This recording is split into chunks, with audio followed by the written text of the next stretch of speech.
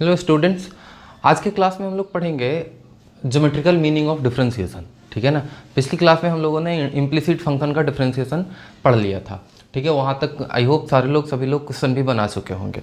ठीक है ना। आज जो है वो है ज्योमेट्रिकल मीनिंग ऑफ डिफरेंशिएशन। उसमें ना दो टर्म यूज होता है। ठीक है, आप इसके बारे में जानते होंगे शायद, टेंजेंट के बारे में। ठीक है ना। इन दोनों टर्म को मैंने लिखा है। टेंजेंट क्या होता है? टेंजेंट अगर किसी कर्व लाइन को, किसी भी कर्व लाइन के किसी एक पॉइंट पे अगर कोई लाइन टच करे ना, तो उस लाइन को हम लोग क्या कहते हैं? टेंजेंट। देखो ये वाला, ये कर्व है। कर्व के किसी एक पॉइंट पे एक लाइन जो है, लाइन सेगमेंट इसको टच किया है। ठीक है ना। तो ये क्या कहलाएगा? टेंजेंट कहलाएगा। तो ये देखो टेंजेंट है। अगर वही कर्व लाइन को, ये स्ट्रेट लाइन, इसको मैं इधर लेके आ गया, ठीक है, तो वो स्ट्रेट लाइन किसी दो पॉइंट पे कट कर गया, तो फिर क्या होगा? तो ये क्या कहलाएगा? सेकेंड कहलाएगा। ठीक है ना। अगर एक पॉइंट पे टच करके चला जाए तो टेंजेंट, और अगर कट करके जाए किसी दो पॉइंट पे तब क्या? सेकेंड। ठीक है। जैसे अब बहुत लोगों के मन में ये आया होगा, सर अगर ऐसा बना दिया जाए और एक ही लाइन पे ये देखो एक ही पॉइंट पे कट किया है, तो क्या ये भी टेंजेंट होगा? तो बोले नहीं, अगर इसको आप ऊपर की तरफ बढ़ाओगे तो ऐसा लग रहा है कि इस पॉइंट पे जाके क्या करेगा? कट करेगा। इसलिए ये टेंजेंट ना होकर ये सेकेंड है। ठीक है ना। तो ये टेंजेंट और सेकेंड है, इसको आप नोट कर लें एक बार स्क्रीन को पॉज करके। उसके बाद हम लोग आगे बढ़ेंगे और बात करेंगे किसका? ज्योमेट्रिकल मीनिंग का। तो अब हम लोग देखेंगे कि ज्योमेट्रिकल मीनिंग और डिफरेंशिएशन होता क्या है। क्या इसका ज्योमेट्रिकली कोई मीनिंग है? ठीक है। क्या d y upon d x को हम किसी लाइन के फॉर्म में, ठीक है, या ग्राफिकल फॉर्म में लिख सकते हैं, या फिर क्या ग्राफ में इसका कोई मतलब होता है डिफरेंशिएशन का? ठीक है ना। आज हम लोग ये पढ़ेंगे, इस बात को डिस्कस करेंगे। तो ये देखो, हमने एक लाइन लिया है, एक स्ट्रेट लाइन ग्राफ लिया है, ठीक है, जिसके एक पॉइंट को x1 और दूसरे पॉइंट को x2, मतलब दो ऐसा पॉइंट खोजा गया है, ठीक है ना, जहाँ पे x1 और x2 वैल्यूज है। उसी प्रकार y में y1 और y दो वैल्यूज है। ठीक। अब हमें क्या करना है? इसका स्लोप निकालना है। अगर आप स्लोप निकालो, ये स्ट्रेट लाइन ग्राफ है, तो स्लोप निकालने के लिए आप क्या करते हो? y बराबर, अगर स्ट्रेट लाइन ग्राफ है तो mx प्लस c ऐसा कुछ होगा। ठीक है, या सीधा कह दो mx है, तो m बराबर क्या होगा? y upon x। और ये क्या कहलाता था? हमारा स्लोप। यही तो होता था स्लोप। स्लोप कैसे निकालते थे हम लोग? तो स्लोप आपको बताया था मैंने कि ये जो m होता है ना, ये क्या होता है? स्लोप होता है किसी भी स्ट्रेट लाइन ग्राफ में। तो इस m को फाइंड आउट करने के लिए हमने क्या किया? m is equal to y upon x कर दिया। ये आपको क्लियर है? अच्छा, अब यहाँ से आपको पता चलेगा ये हो गया स्लोप। क्या अगर मैं इसका बात करूँ तो ये क्या है? थीटा है, ठीक है, और ये क्या है? डेल्टा वाई है, और ये क्या है? डेल्टा एक्स है। कैसे डेल्टा एक्स है? अगर आप इसको लिखोगे तो डेल्टा वाई बराबर क्या लिखोगे? y2 माइनस y1, ठीक है ना, यानी चेंज इन y। और ये क्या है? ये x2 माइनस x1 यानी चेंज इन x, और इसको क्या कहते हैं हम लोग? Delta x। तो आपको क्या मिला? y अपॉन एक्स मिला। ठीक। उसी प्रकार अगर आपसे पूछा जाए कि ये y अपॉन एक्स जब लिख रहे हो तो क्या m बराबर यहाँ पे क्या लिख सकते हो? Delta y upon delta x। ठीक है। कैसे लिखा? क्योंकि चेंज इन y है ये, और ये क्या है? चेंज इन x है। ठीक है ना। ये चेंज इन y है और ये क्या है? चेंज इन x है। तो change in y upon change in x is equal to क्या बता दिया? ये स्लोप बता दिया। किसमें? इसमें। अब ये देखो, इसमें खास बात क्या होता है स्ट्रेट लाइन ग्राफ में? इसमें ना कभी भी स्लोप बदलता ही नहीं है, मतलब कांस्टेंट रहता है। यहाँ भी जितना उतना ही, यहाँ उतना ही, यहाँ उतना, तो इस हर जगह क्या है? सेम है। तो आपको किसी तरह का प्रॉब्लम नहीं होगा। अच्छा, ये तो हो गया इसका बात। अगर इसी में ये चेंज बहुत कम होता, ठीक है ना, अगर ये डेल्टा वाई का वैल्यू टेंस टू जीरो होता और डेल्टा एक्स भी ऑलमोस्ट जीरो होता, जीरो इसका ये मतलब नहीं कि जीरो है, जीरो को अप्रोच कर रहा है, तब आप इसको क्या लिख देते? m बराबर टेन थीटा बराबर क्या लिखते? अब टेन थीटा कहाँ से आ गया? D y upon d x. ठीक है ना। अगर ये m है ना, टेन थीटा कैसे लिख दिया मैंने? अगर ये थीटा, तो थीटा के सामने वाला परपेंडिकुलर, और ये क्या? बेस है ना। तो टेन थीटा बराबर क्या होता है? Perpendicular upon base. Perpendicular upon base, इसलिए मैंने क्या लिखा? m is equal to tan theta. और अगर ये चेंज इन y बहुत छोटा तो dy, और अगर चेंज इन x बहुत छोटा तो dx। तो इस प्रकार m is equal to tan theta d y upon d x, और ये है ज्योमेट्रिकल मीनिंग ऑफ डिफरेंशिएशन। अब तो ये हो गया इसका बात। सर हम इसका यूटिलाइजेशन कहाँ करेंगे? क्या मतलब है इसका करने का? क्यों हम ये कर दिए d y upon d x और कॉम्प्लिकेटेड क्यों बनाते जा रहे हैं? ठीक है, तो देखते हैं। ये देखो बगल में मैंने एक और ग्राफ बनाया है, इस ग्राफ में कर्व लाइन लिया गया है, ठीक है। उस ग्राफ को आप ध्यान से देखें तो आपको क्या मिल रहा है, एक पॉइंट यहाँ मिला है जिसका वैल्यू x2 है, और एक पॉइंट यहाँ है जिसका वैल्यू x1 है, और ये y1 है, और ये क्या चीज़ है, y2 है, ठीक है। अब ये देखो जो PQ है ना वो सेकेंड है, ठीक है, उसका स्लोप निकालना, अगर निकाला जाए तो क्या मिलेगा, आप सीधा कह दोगे स्लोप जो होगा sir tan theta is equal to, क्या लिखा जाएगा बताओ, तो x2 minus x1, sorry perpendicular कौन है, ये है ना, तो y2 minus y1 divided by x2 minus x1, ठीक है ना। अब अगर इसका स्लोप निकालने में तो कोई परेशानी नहीं है सेकंड का, लेकिन अगर इसी सेकंड को धीरे धीरे x को कम करते जाओ, यानी यहाँ पे लेके आ जाओ, तो लाइन कुछ ऐसा हो जाएगा, और नीचे लेके आओ लाइन कुछ ऐसा हो जाएगा, और नीचे लेके आओ लाइन कुछ ऐसा हो जाएगा, और नीचे लेके आओ, है ना। तो x के जो चेंज इन x है उसको कम करते जा रहे हैं हम लोग, चेंज इन x को क्या करते जा रहे हैं, कम करते जा रहे हैं, मतलब इन दोनों पॉइंट्स को नज़दीक लेके आ रहे हैं, ये दोनों पॉइंट को नज़दीक लेके आ रहे हैं। तो नज़दीक लाते लाते एक टाइम ऐसा आएगा, बिल्कुल एक पॉइंट यहाँ एक पॉइंट यहाँ, टेंजेंट जैसा बन जाएगा, ठीक है ना। अब उस टाइम अगर आपको निकालना होगा तब क्या करेंगे, ध्यान से देखिए, उस ग्राफ को मैं फिर से ड्रॉ कर रहा हूँ। एक टाइम ऐसा आएगा कि बिल्कुल एक x यहाँ पहुँच जाएगा और एक x यहाँ पहुँच जाएगा, और ये रह जाएगा चेंज, दिमाग में आ रहा है, ये एक x यहाँ पहुँच गया और दूसरा x यहाँ पहुँच गया, ठीक है ना, और एक y यहाँ पहुँच गया और दूसरा y यहाँ पहुँच गया।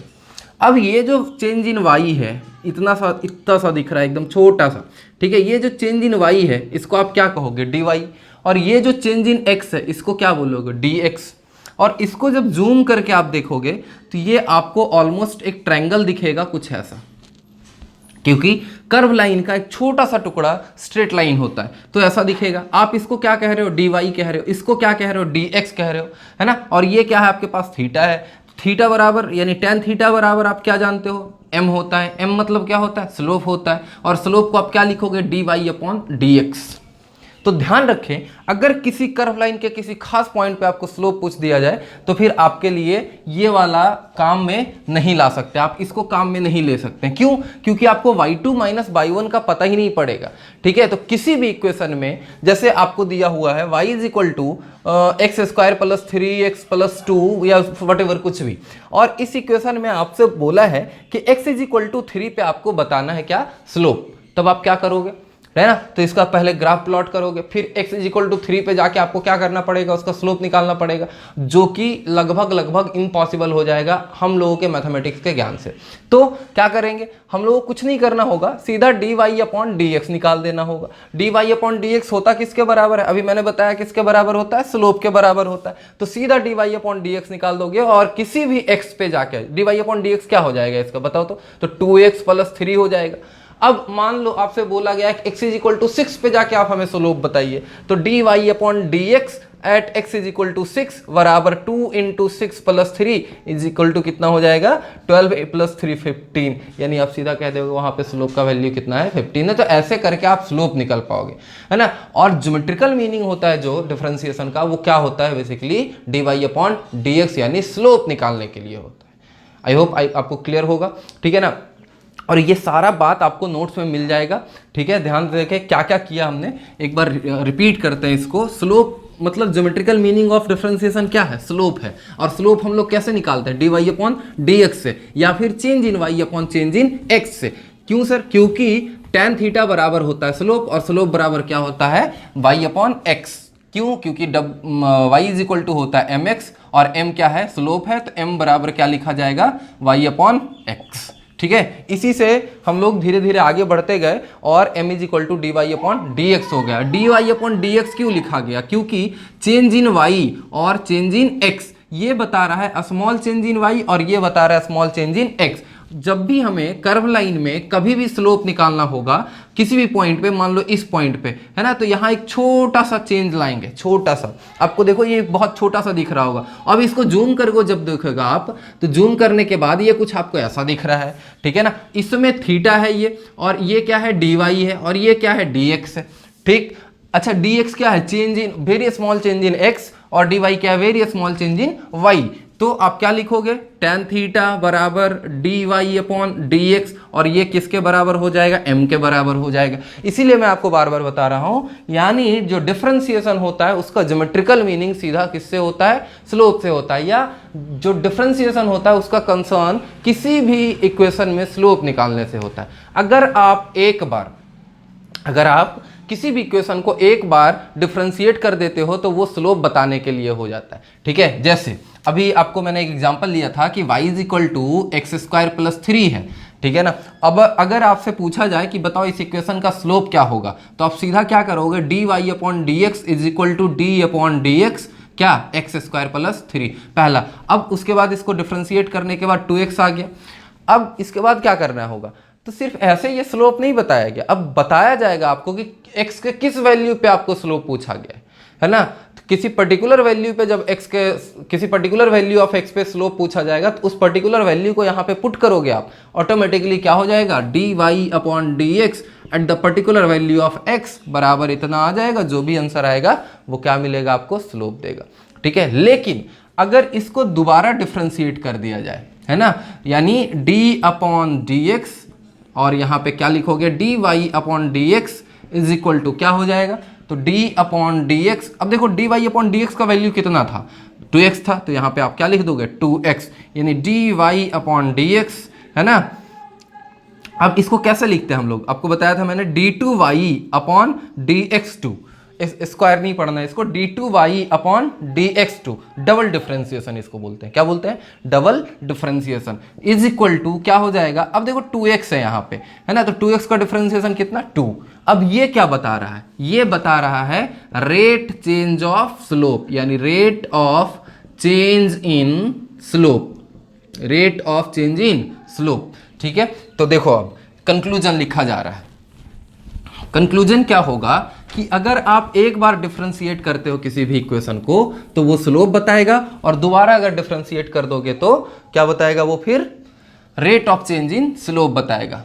ठीक है, तो single differentiation, single differentiation, single differentiation क्या बताता है, स्लोप को बताता है ना, किसी भी इक्वेशन के स्लोप को बताता है। अगर डबल डिफरेंशिएशन कर दे तब, डबल डिफरेंशिएशन तो क्या बताएगा, ये रेट चेंज ऑफ स्लोप को बताएगा, रेट चेंज ऑफ स्लोप को बताएगा। इसको लास्ट में नोट भी कर लेना, ठीक है, और नोट्स जो है उससे जरूर बना लेना, है ना, उसमें सारा कुछ लिखा हुआ है। अब 2-3 और बात है, जैसे d y upon d x कभी कभी पॉजिटिव आएगा और कभी कभी क्या आएगा, नेगेटिव आएगा, और कभी कभी क्या आएगा, 0 आएगा। 3 चीज़ें हैं जो पॉसिबल है, तो उन तीनों को एक बारी बारी से डिस्कस करते हैं। D y upon d x is equal to 0।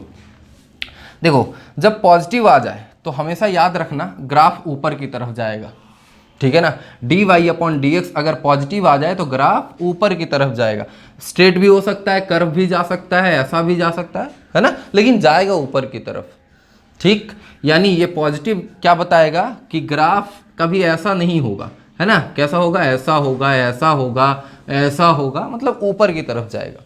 ठीक, अगर d y upon d x negative हो जाए तो हमेशा नीचे की तरफ आएगा, जैसे भी आए अब, है ना, लेकिन आना उसको नीचे की तरफ है, हो सकता है ऐसे भी है, लेकिन आना किधर है, नीचे की तरफ। और अगर d y upon d x 0 हो गया तो ग्राफ जो होगा वो हमेशा कैसा, ऐसा रहेगा, पैरेलल टू एक्स एक्सिस होगा, ठीक है ना। D y upon d x अगर 0 हो जाए तो हमेशा वो ग्राफ कैसा होगा, पैरेलल टू एक्स एक्सिस। अगर पॉजिटिव हो गया तो ऊपर की तरफ जाएगा, मतलब एक्स बढ़ाने के साथ साथ वाई भी बढ़ेगा, और अगर निगेटिव हो गया तो एक्स बढ़ाने के साथ वाई क्या होगा, घटेगा।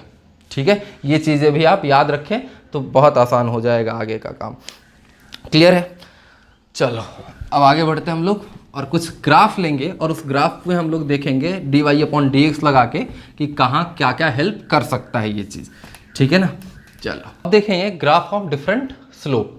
तो देखो क्या है कि इस वाले ग्राफ को देखो, हमने 6 ग्राफ बना रखा है, 1 2 3 4 5 6। तो इस वाले ग्राफ में देखो, तो इसमें x बढ़ाने के साथ, चलो इतना x बढ़ा दिया आपने तो इतना y बढ़ा, ठीक है। और दूसरे ग्राफ में देखो, इतना ही x बढ़ाने के बाद y थोड़ा ज़्यादा बढ़ा, थोड़ा गौर से देखेंगे, और इतना ही x बढ़ाने के बाद तीसरे ग्राफ में y और भी ज़्यादा बढ़ा, ठीक है। फिर से यहाँ तक आए इस x पे y का वैल्यू देखो पहले ग्राफ के लिए तो ये मिला, इसी x पे दूसरे ग्राफ के लिए y का वैल्यू देखो तो ये मिला, इसी x पे तीसरे ग्राफ में y का वैल्यू देखो तो ये मिला। अब आपसे पूछा जाए कि बताओ कौन सबसे बड़ा था, पहले ग्राफ में y का वैल्यू बड़ा कि दूसरे ग्राफ में बड़ा कि तीसरे ग्राफ में बड़ा, तो आप कहोगे कि तीसरे ग्राफ में y का वैल्यू सबसे बड़ा है और दूसरे ग्राफ में उससे छोटा और पहले ग्राफ में सबसे छोटा। x दोनों के लिए क्या था, सेम था। तो अगर x बढ़ाने के साथ y ज़्यादा बढ़े किसी ग्राफ में तो उसका जो m का वैल्यू होता है ना, स्लोप का वैल्यू, वो क्या होता है, ज़्यादा होता है। कैसे, तो m बराबर अभी आपने क्या पढ़ा, y अपॉन x। इसका मतलब m is directly proportional to y। कब, जब x कांस्टेंट होगा तब। देखो अगर x को कांस्टेंट कर दिया जाए तो आप क्या लिखोगे, m is equal to 1 upon constant into y नहीं लिखोगे। और ये देखो 1 अपॉन कांस्टेंट यानी कांस्टेंट अपॉन कांस्टेंट कांस्टेंट ही होगा, तो m is proportional to y नहीं लिख सकते हम लोग, तो वही तो लिखे m is directly proportional to y। अब देखो यहाँ पे जिसका y का वैल्यू ज़्यादा उसका m का वैल्यू ज़्यादा। अगर x को कांस्टेंट कर दिया गया तो यहाँ पे देखो x को फिक्स कर दिया मैंने। अब फिक्स करने के बाद अब अलग अलग y मिल रहा है, तो अलग अलग y मिल रहा है तो इससे हम ये कह सकते हैं कि जिसका y ज़्यादा उसका m भी क्या ज़्यादा, और m ज़्यादा होने का मतलब स्लोप भी ज़्यादा। तो इसका y कम, इसका y ज़्यादा, इसका y सबसे ज़्यादा, तो सबसे ज़्यादा स्लोप किसका, इसका, है ना, नंबर 3 ग्राफ का। नंबर 2 ग्राफ का उससे कम और नंबर 1 ग्राफ का उससे भी कम। अब देखो इसका स्लोप कम है इसलिए मैंने m छोटा लिखा है। जैसे जैसे आप ऊपर जाते जा रहे हो स्लोप बढ़ते जा रहा है, मतलब जैसे जैसे आप y को अप्रोच कर रहे हो, अगर स्ट्रेट लाइन ग्राफ है और y को अप्रोच करना शुरू कर दे, y की तरफ जाना शुरू कर दे तो उसका स्लोप क्या होगा, बढ़ता जाएगा। क्लियर हो रहा है बात। फिर से अगर आप इस लाइन को बनाओ, ठीक है, और इस लाइन को बनाओ, y से कौन नज़दीक है, 1 नंबर या 2 नंबर, तो आप कहोगे 2 नंबर। इसका मतलब जो जितना ज़्यादा y से नज़दीक होगा, या फिर ये कहो कि y से जितना कम एंगल बनाएगा, ठीक है ना, y एक्सिस से, उतना ही उसका ज़्यादा स्लोप होगा।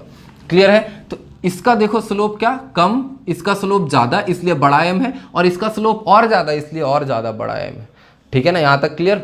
अगर कोई एक लाइन ऐसे प्लॉट कर दिया जाए बिल्कुल x एक्सिस के ऊपर और आपसे पूछा जाए कि बताओ इसका स्लोप क्या होगा, तो अभी मैंने आपको क्या बताया था कि अगर dy अपॉन dx बराबर 0 हो जाता है ना, तो वो क्या हो जाता है, पैरेलल टू x एक्सिस हो जाएगा या तो ऑन द x एक्सिस हो जाएगा।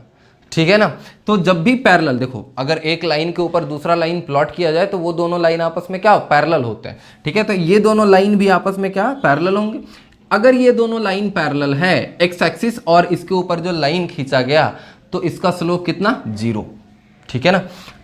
x एक्सिस के पैरेलल अगर कभी भी कोई लाइन हो जाए, ग्राफ का लाइन हो जाए, तो उसका स्लोप कितना हो जाता है, 0 हो जाता है। अब देखो ये x बढ़ा रहे हैं लेकिन y का वैल्यू क्या होते जा रहा है, नेगेटिव होते जा रहा है। इसका मतलब इसका जो स्लोप है ना वो नेगेटिव है, इसलिए -m। ठीक है। अच्छा, अब ये वाला ये और ज़्यादा नेगेटिव है, और ज़्यादा नेगेटिव होने का मतलब कितना, जैसे -1 अगर इसका स्लोप है, सपोज कर लो इसका स्लोप कितना -1 है, तो इसका स्लोप कितना हो जाएगा, -3 हो सकता है, उससे भी बड़ा ये -5 -6, मतलब मैग्नीट्यूड वाइज बढ़ रहा है। इसलिए मैंने छोटा m उससे बड़ा m उससे बड़ा m ऐसे करके यूज़ किया है। तो मैग्नीट्यूड में से -1 -3 -6, अब मैग्नीट्यूड वाइज सबसे बड़ा कौन है, तो -6 मैग्नीट्यूड वाइज सबसे बड़ा है। ठीक है ना, बात समझ में आ रहा है। नेगेटिव तो है लेकिन मैग्नीट्यूड इसका क्या है, ज़्यादा है। तो मैग्नीट्यूड वाइज जैसे जैसे आप y से एंगल कम करते जाओगे मैग्नीट्यूड वाइज स्लोप क्या होता जाएगा, बढ़ता जाएगा, लेकिन उतना ही ज़्यादा नेगेटिव। अब जैसे -1 था तो कम नेगेटिव था, -5 हो गया तो ज़्यादा नेगेटिव हो गया, है ना। तो इसमें क्या होता है, जैसे जैसे आप y से एंगल कम करते हो नेगेटिव साइड वाले ग्राफ में, तो उसमें ज़्यादा नेगेटिव होते जाता है। क्लियर है सबको। अब इस ग्राफ में देखो, इस ग्राफ में क्या हो रहा है, इस ग्राफ में हो रहा है कि जब इसमें जैसे जैसे आप यहाँ पे हो, तो यहाँ पे देखो परपेंडिकुलर है या फिर टेंस टू परपेंडिकुलर, यहाँ पे कोशिश कर रहा है ये ग्राफ, देखो तो बहुत हद तक परपेंडिकुलर जैसा है। ठीक है, तो जब परपेंडिकुलर जैसा है तो यहाँ पे m का वैल्यू बहुत ज़्यादा है, जैसे ही थोड़ा नीचे आए m का वैल्यू क्या हो गया, थोड़ा कम। क्यों कम हो रहा है, क्योंकि ये पैरेलल होने का कोशिश कर रहा है। किसके पैरेलल होने का? एक्स एक्सिस के पैरेलल होने का कोशिश कर रहा है, ठीक है ना, एक्स एक्सिस के पैरेलल होने का कोशिश कर रहा है। अच्छा, यहाँ पे देखो तो यहाँ पे और ज्यादा पैरेलल होने का कोशिश कर रहा है, तो यहाँ पे और कम हो जाएगा। यहाँ पे और ज्यादा पैरेलल होने का कोशिश किया तो यहाँ बिल्कुल कम हो जाएगा। और यहाँ पे देखो ऑलमोस्ट इस पॉइंट पे, जिस पॉइंट पे मैंने टेंजेंट बनाया है, इस पॉइंट पे ऑलमोस्ट क्या हो गया है? पैरेलल हो गया, इसलिए यहाँ पे m इज इक्वल टू क्या?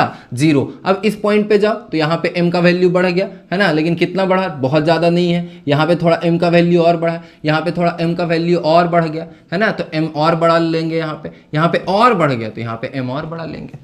तो ये देखो यहाँ पे माइनस में था तो माइनस में माइनस धीरे धीरे घटते गया माइनस, और एक टाइम पे क्या हो गया? 0 हो गया। और इधर जब बढ़ने लगा तो m का वैल्यू पॉजिटिव में, यहाँ पे छोटा m था, पॉजिटिव था लेकिन छोटा था, यहाँ पे थोड़ा और बड़ा हुआ, यहाँ पे थोड़ा और बड़ा हुआ, यहाँ पे थोड़ा और बड़ा हो गया। ठीक है, फिर से उसमें ना एक दो लॉजिक है, आप समझ सकते हैं, समझे। जैसे आपको मैंने बताया था कि अगर tan में जाते हो ना, tan 90 डिग्री तक तो पॉजिटिव होता है, ठीक है। सेकेंड क्वाड्रेंट में याद करो कास्ट रूल, CAST, तो ये फर्स्ट है, ये सेकेंड है। सेकेंड क्वाड्रेंट में tan क्या होता है? नेगेटिव होता है। तो जैसे ही tan का वैल्यू 90 से बढ़ेगा तो स्लोप क्या हो जाएगा? नेगेटिव। अब देखो ये आपको साफ दिख रहा होगा, ये 90 डिग्री से कुछ ना कुछ बड़ा है। इसका मतलब क्या? अच्छा, मेजर किधर से करते हैं? तो राइट साइड से एंटी क्लॉकवाइज डायरेक्शन में। तो देखो राइट साइड से एंटी क्लॉकवाइज डायरेक्शन में मेजर किया तो क्या मिला कि यहाँ पे जो वैल्यू है थीटा का वो क्या है? 90 से बड़ा है, इसलिए tan इधर निगेटिव है तो स्लोप भी निगेटिव, निगेटिव है स्लोप निगेटिव। यहाँ पे देखो 0, तो tan 0 आप जानते हो क्या होता है? tan 0 डिग्री बराबर 0, इसलिए इस पॉइंट पे स्लोप क्या हो गया? 0 हो गया। अब देखो इधर जो एंगल है ये 90 से छोटा है, ये 90 से छोटा, इसलिए स्लोप क्या है? पॉजिटिव। अब देखो tan 0 डिग्री से tan 90 डिग्री तक क्या होता है? tan 0 से tan 90 तक क्या होता है? tan 0 से tan 90 तक वैल्यू इंक्रीज होता है। तो यहाँ पे 0 तो 0 हो गया। यहाँ पे मान लो 10 डिग्री तो थोड़ा बढ़ा 20 डिग्री और बढ़ा 30 डिग्री और बढ़ा 40 डिग्री और बढ़ा 50 डिग्री और बढ़ा, है ना। तो वैसे वैसे करके बढ़ते गया तो स्लोप का वैल्यू क्या होता गया? बढ़ता गया। तो आप इससे भी आइडिया ले सकते हैं कि tan का अगर 0 से 90 तक बढ़ रहा है तो क्या होगा? स्लोप इंक्रीज होगा। और अगर tan का वैल्यू 90 से क्रॉस कर गया, देखो यहाँ पे 90 से क्रॉस किया, 90 से क्रॉस किया, 90 से क्रॉस किया, अगर tan का वैल्यू 90 से क्रॉस कर गया तब क्या होगा फिर? कि स्लोप जो होगा वो नेगेटिव हो जाएगा। ठीक है ना, क्लियर है? यहाँ तक नोट कर लीजिए। तो अब हम लोग कुछ ग्राफ लेंगे जिससे स्लोप को और समझने में आसानी होगा। अब देखो एक स्ट्रेट लाइन ग्राफ है, y और x ये एक्सिस है, ठीक है ना। अगर यहाँ पे जो थीटा देखा गया और यहाँ पे जो थीटा देखा गया और यहाँ पे जो थीटा देखा गया, हर जगह थीटा क्या मिला? सेम मिला। तो इसलिए हम ये कहेंगे कि ये ग्राफ कैसा है? स्लोप इसका कैसा है? पॉजिटिव है। स्लोप कैसा है इसका? पॉजिटिव। आप भी देख रहे हो कि x बढ़ाने के साथ अगर y बढ़े तो स्लोप कैसा हो जाता है? Positive, number 1। उसके बाद इसका जो m है ना, यानी स्लोप जो है वो कैसा है? कांस्टेंट है। कांस्टेंट मतलब m का वैल्यू हर जगह सेम है। यहाँ पे भी स्लोप निकालो उतना ही, यहाँ भी स्लोप निकालो उतना ही, यहाँ भी स्लोप निकालो उतना ही, तो m का भी वैल्यू क्या है? हर जगह सेम है। और अगर आपसे पूछा जाए कि यहाँ पे आप ये बता दो कि d2y है ना अपॉन dx2 ये क्या होगा, तो देखो जब इसको दोबारा आप डिफ्रेंशिएट करोगे, ये किसका ग्राफ है? ये है y is equal to mx का ग्राफ है, ठीक है ना। m जहाँ पे क्या होता है? कोफिशिएंट यानी कांस्टेंट होता है। तो आप ये लिखोगे यहाँ पे dy अपॉन dx अगर आप करना होगा तो सीधा यहाँ पे क्या आ जाएगा? m, और m तो कांस्टेंट कोफिशिएंट है ना, 2 3 4 यहाँ पे कुछ भी आएगा। अगर इसको फिर से दोबारा हम डिफ्रेंशिएट कर दे तो d2y अपॉन dx2 ये कितना हो जाएगा? 0, ठीक है ना। तो यानी d2y अपॉन dx2 क्या कहलाएगा? यहाँ पे क्या मिलेगा? 0 मिलेगा, ठीक है। मतलब इसमें आप ये चीज़ लिखो d2y अपॉन dx2 ये क्या हो जाएगा? 0, यानी इसमें किसी भी तरह का चेंज नहीं आया है स्लोप में, ठीक है ना। d2y अपॉन dx2 क्या बताता है? चेंज इन स्लोप बताता है। तो यहाँ तो किसी तरह का चेंज ही नहीं आया है ना, इसलिए ये वैल्यू कितना हो गया? 0 हो गया। अब देखो इसमें आपको दिख रहा है इसमें चेंज है। कैसे चेंज है? क्योंकि यहाँ पे थीटा छोटा है, यहाँ पे थीटा क्या है? बड़ा है। यहाँ पे जब थीटा बड़ा है इसका मतलब यहाँ पे tan थीटा का वैल्यू अलग तो स्लोप भी अलग, यहाँ पे tan थीटा का वैल्यू अलग तो स्लोप भी अलग। अब स्लोप अलग अलग है, इसका मतलब चेंज हुआ, इसका मतलब d2y अपॉन dx² का वैल्यू कुछ होगा, ठीक है। तो यहाँ पे थीटा, अच्छा ये देखो पॉजिटिव एक्स एक्सिस से एंटी क्लॉकवाइज डायरेक्शन में बनाया हुआ है, यानी ये x बढ़ाने के साथ y बढ़ रहा है, यानी ये क्या है? जो स्लोप है ना वो पॉजिटिव है। पहली बात, स्लोप क्या है? पॉजिटिव। अच्छा, अब दूसरा क्या ये कांस्टेंट है? तो नहीं, m जो है ना इंक्रीज कर रहा है कि डिक्रीज कर रहा है स्लोप? तो यहाँ पे देखो थीटा, यहाँ भी थीटा, यहाँ जो थीटा छोटा है यहाँ पे थीटा बड़ा है, यानी यहाँ tan थीटा का वैल्यू कम, यहाँ tan थीटा का वैल्यू ज़्यादा, यानी यहाँ पे स्लोप कम, यहाँ पे ज़्यादा, यानी स्लोप जो है ना ये इंक्रीजिंग नेचर का है। क्लियर? स्लोप कैसा हो गया? इंक्रीजिंग नेचर का हो गया। और इंक्रीजिंग किस में? Increasing in magnitude. अब इसमें आपसे पूछा जाए कि d2y अपॉन dx स्क्वायर ये क्या है? ये बढ़ता हुआ या घटता हुआ है? तो आप कहोगे सर ये इंक्रीज हो रहा है, ठीक है ना, यानी d2y अपॉन dx स्क्वायर क्या हो रहा है? पॉजिटिव, ठीक है, सिंपल ये कह सकते हो। अच्छा, तीसरे ग्राफ में क्या है? ये देखो, ये तो स्लोप है, स्लोप कैसा? x बढ़ाओ y बढ़ रहा है, x बढ़ाओ y बढ़ रहा है, इसका मतलब स्लोप क्या है? पॉजिटिव है। ये इतना तो समझ आ गया। अच्छा, अब ये देखो, यहाँ का थीटा देखो और यहाँ का थीटा देखो, यहाँ थीटा बड़ा था, यहाँ थीटा छोटा था, ठीक है ना, तो इसका मतलब m जो है वो इंक्रीज हो रहा है कि डिक्रीज हो रहा है? तो यहाँ पे देखो कांस्टेंट था, यहाँ पे इंक्रीज हो रहा है, यहाँ पे क्या हो रहा है? डिक्रीज हो रहा है। अब डिक्रीज हो रहा है, इसका मतलब d2y अपॉन dx स्क्वायर ये भी क्या होगा? डिक्रीजिंग दिखाएगा, हो सकता है नेगेटिव आ जाए, ठीक है, नेगेटिव मतलब घटना, ठीक है। तो ये क्या हो गया? d2y upon dx square negative. यहाँ पे मैग्नीट्यूड ऑफ m क्या हो रहा है? घट रहा है। स्लोप का वैल्यू क्या हो रहा है? धीरे धीरे घट रहा है। यहाँ पे कुछ ज़्यादा था, यहाँ पे कम है, तो स्लोप का वैल्यू भी क्या हो रहा है? धीरे धीरे घट रहा है। क्लियर? चलो नेक्स्ट में बात करते हैं। यहाँ पे देखो, ये तो आपको साफ पता चल रहा है नेगेटिव स्लोप है। क्यों? क्योंकि ये थीटा देख रहे हो, ये ज़्यादा है, ठीक है ना, थीटा 90 से ज़्यादा, 90 से बड़ा हो गया तो आप क्या कहते थे? Slope negative. 90 से बड़ा हो गया तो स्लोप क्या? निगेटिव। अच्छा, अब कहाँ पे ज़्यादा निगेटिव है? ठीक है, तो अब देखो, अब ये तो पहचानने के लिए आप इधर से बना लेना, लेकिन ये देखना कि कहाँ पे ज़्यादा निगेटिव है, उसको देखने के लिए आपको क्या करना होगा? आप सीधा ना इधर से बना लेना, जिस साइड से छोटा एंगल बन रहा है। अब यहाँ पे थीटा ज़्यादा और यहाँ पे थीटा कम, ठीक है, तो यहाँ पे ज़्यादा थीटा तो यहाँ पे ज़्यादा निगेटिव, यानी माइनस बड़ा m, ठीक है ना। यहाँ पे क्या m जो लिखेंगे वो बड़ा लिखेंगे और यहाँ पे m छोटा। क्यों? क्योंकि यहाँ पे स्लोप का वैल्यू कम। यहाँ पे माइनस बड़ा m और यहाँ पे माइनस छोटा m, और अगर इसको और आगे बढ़ाते ना आप तो क्या हो जाता? ये पैरेलल हो जाता, यानी जीरो हो जाता, ठीक है ना। तो यहाँ पे धीरे धीरे धीरे धीरे धीरे पैरेलल होने का कोशिश कर रहा है, मतलब वो जीरो की तरफ जा रहा है। तो -8 -7 -5 -4 -3 -2 -1, उसके बाद क्या हो जाएगा? जीरो, यानी वो पॉजिटिव की तरफ बढ़ने की कोशिश कर रहा है। तो यहाँ पे बड़ा माइनस, यहाँ पे छोटा माइनस। यहाँ पे मैग्नीट्यूड ज्यादा है स्लोप का और यहाँ पे मैग्नीट्यूड क्या है? कम है स्लोप का। मैग्नीट्यूड ज्यादा है लेकिन नेगेटिव में मैग्नीट्यूड ज्यादा है, यहाँ पे मैग्नीट्यूड कम है लेकिन नेगेटिव में मैग्नीट्यूड कम है। तो पहले तो हम लिखते हैं स्लोप के बारे में। तो स्लोप आप क्या बताओगे इसमें? स्लोप नेगेटिव की पॉजिटिव? तो सर x का वैल्यू बढ़ा के देखते हैं। तो इस x पे ये वाला y और इस x पे ये वाला y, तो x का वैल्यू बढ़ा तो y का वैल्यू क्या हो गया? घटा है। x का वैल्यू बढ़ने के बाद y का वैल्यू क्या हुआ है? घटा है, इसलिए स्लोप कैसा है? नेगेटिव है। x के वैल्यू को बढ़ाने के साथ y का वैल्यू क्या हुआ है? बढ़ा है, इसलिए स्लोप कैसा है? नेगेटिव है। Very good. अच्छा, स्लोप नेगेटिव हो गया, और इसके बारे में क्या लिखा जा सकता है? कांस्टेंट है तो नो, इंक्रीजिंग है देख लो, तो सर मैग्नीट्यूड वाइज तो घट रहा है, इसका मतलब स्लोप कैसा है? डिक्रीजिंग है। मैग्नीट्यूड वाइज घट रहा है, इसका मतलब स्लोप कैसा है?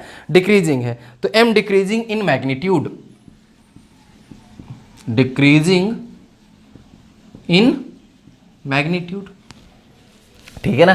तो इस तरह से ये जो ग्राफ है इसमें आपको कुछ कुछ बातें समझ में आ गया होगा कि कहाँ पे थीटा और उससे स्लोप का क्या रिलेशन होता है। कुछ और ग्राफ लेते हैं इसके बाद, ठीक है ना। चलो तो मैंने कुछ और ग्राफ लिया है, इसमें देखा जाए कि क्या क्या मिलता है आपको, है ना। ये वाई एक्सिस एक्स एक्सिस, ये y axis x axis, y axis x axis. ध्यान दें इस ग्राफ में आपको क्या मिल रहा है? इस वाले x पे वैल्यू इतना है y का, इस वाले x पे वैल्यू y का क्या हुआ है? डिक्रीज, और x बढ़ाओ तो y और क्या हुआ है? घटा है।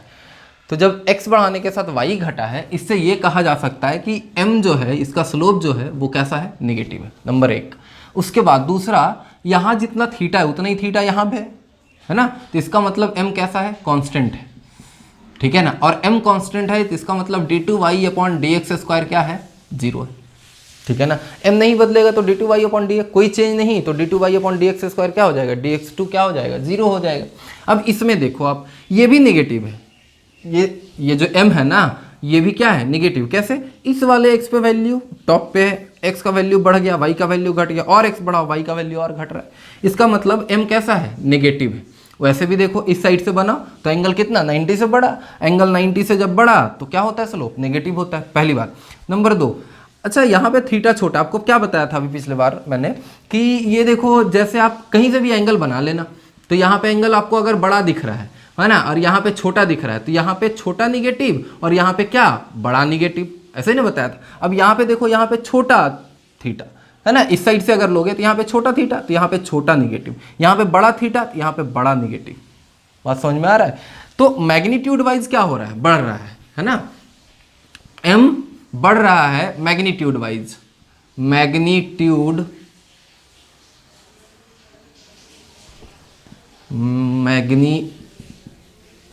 इंक्रीजिंग, ठीक है ना। अच्छा, और अगर d2y/dx² लेंगे तो क्या होगा, ठीक है ना, तो उसमें क्या होगा, वैल्यू आपको बढ़ता हुआ दिखेगा, ठीक है, कि घटता हुआ दिखेगा, ठीक है। वो देखना d2y/dx² करेंगे तो क्या होना चाहिए, ठीक है। अगर आप साइन को साथ में लोगे तो घटता हुआ दिखेगा, और साइन को अगर इग्नोर करोगे, मतलब माइनस को इग्नोर करोगे तो बढ़ता हुआ दिखेगा, क्योंकि मैग्नीट्यूड बढ़ रहा है। तो यही बात तो ये लिखा हुआ है, ठीक है ना। अच्छा, इसमें क्या है, स्लोप पैरेलल है तो जीरो हो गया, पैरेलल है तो क्या हो गया, जीरो हो गया। अच्छा, m क्या है, बढ़ रहा है घट रहा है या कांस्टेंट है, तो कहीं कांस्टेंट है क्योंकि कहीं नहीं बदला है, ठीक है। इसमें क्या है, m कैसा, तो देखो ये एंगल कितना हो गया 90 डिग्री, और tan 90 कितना होता है, इन्फानाइट, इसलिए यहाँ पे स्लोप कैसा है, इन्फानाइट, ठीक है। अच्छा, d2y/dx2 क्या हो जाएगा, ये जीरो हो जाएगा, ये बदला नहीं है, हर जगह क्या है 90 डिग्री, और ये पॉसिबल ही नहीं है ग्राफ, वैसे ये कभी आएगा ही नहीं आपको एग्जाम में, या कभी भी यूज में नहीं आएगा, क्योंकि ये देखो ये चीज़ कभी आपको मिलेगा ही नहीं, है ना, फिजिक्स में। इसलिए बस बताने को मैंने बता दिया है, लेकिन ये चीज़ कभी अप्लाई नहीं कर पाएंगे हम लोग। क्लियर? तो आज यहीं रहने देते हैं, अगले क्लास में हम लोग पढ़ेंगे मैक्सिमा एंड मिनिमा, ठीक है ना। चलो मिलते हैं अगले क्लास में।